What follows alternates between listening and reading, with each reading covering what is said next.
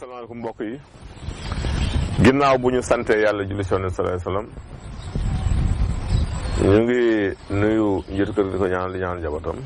nuyu Sénégal yëpp ñu ngi ñaan yàlla dolli jàmm dolli daw dolli taw ci réew mi di ñaan nit ñi aussi ñu dellu yaraat suñu bopp lay wax sax sàmmat kàddu yi ndax réew kàddu du sam solo sàmm kàddu yi wax ji gën di oyof gën di yiw ndax mën nga wax sa soxla wax ñu dégg de te du am ñagas-ñagas te defe naa wax bi ngay gën a ma wax nit ñi dégg ko mooy bi ngay wax ci dal mooy wax bi ngay wax ci jàmm mais wax bu àndee ñagas-ñagas rek tontu mën naa àddu te it loolu du bokk ci taxal diggante kon nit ñi jàngaat wax gën a ànd ak dal loolu dafay am solo kàddu mooy lépp dañ gën a rafetal kàddu yi ñu ngi nuyu suñu xarit Cheikh Mbacke Ndiaye sa Pikine ak Soxna Rama Sylla ñoom du ñu raté émission bi même bu ñu waree génn sax dañuy wax ñu enregistré émission bu ñëwee mën ko suivre ñuy waxaat nit ñi aussi nañu télécharger application muy sunu wér-gi-yaram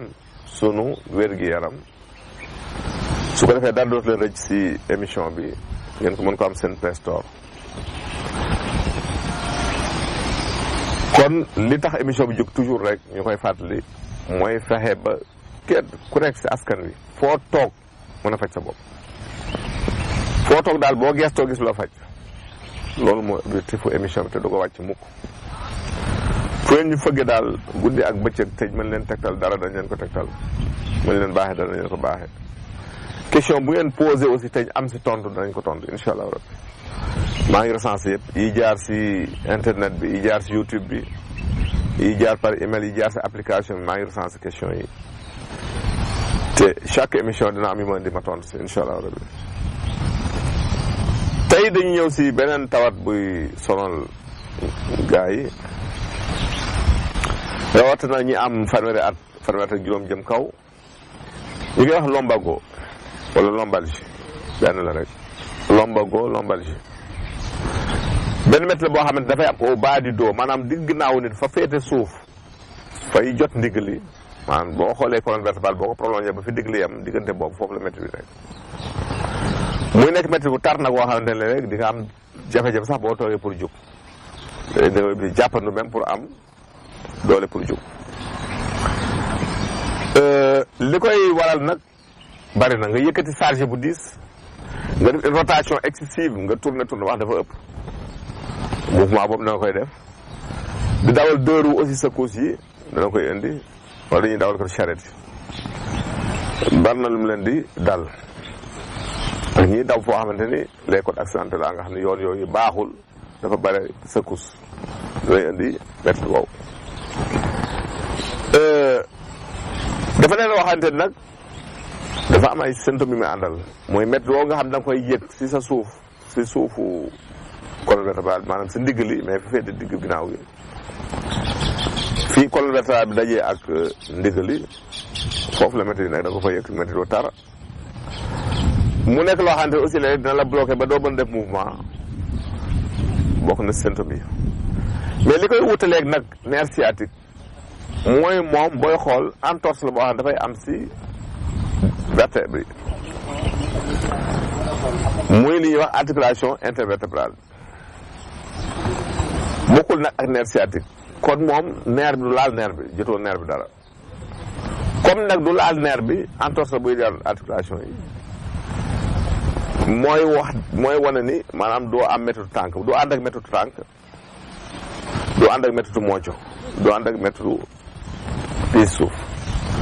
kon moom métti daal si ndiggal la yem si digg bi si ginnaaw foofu la yem wala ñu tuddee ko lombago wala lombalgie li koy sabab bari na nga tëb yëkkati lu diis wala nga sëqat brusquement yenn sëqat yu tar yi comme asthmatique yi mën na leen dal wala nga def benn mouvement boo xam ne daf la bett mouvement brusque boobu yëkkatal diis wala mouvement brusque wala sëqat bu tar da koy sabab. kon loolu mat na xam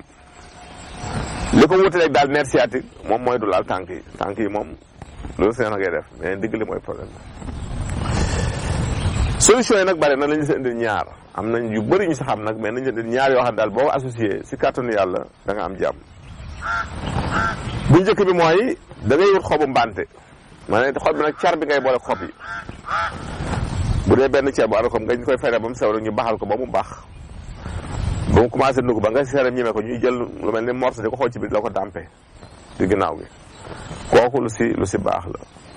même boo ko defalee wasin bu bees sax di ko dàmpe wasin bu bees dafay gaaw a delluwaat jotaat ay cëram. ñaareelu solution bi mooy nga boole ñetti garab mooy reenu caxat reenu sump ak xasum yiir bu leen si wut ñaari bant muy juróom benn bant nga fayal ko ba mu sew baaxal ko si litre ndox lu tollu fukki minute reen nag boo koy baaxal dama koy wax ci ñi toujours da nga koy bàyyi mu baax. reen du sunguf du xob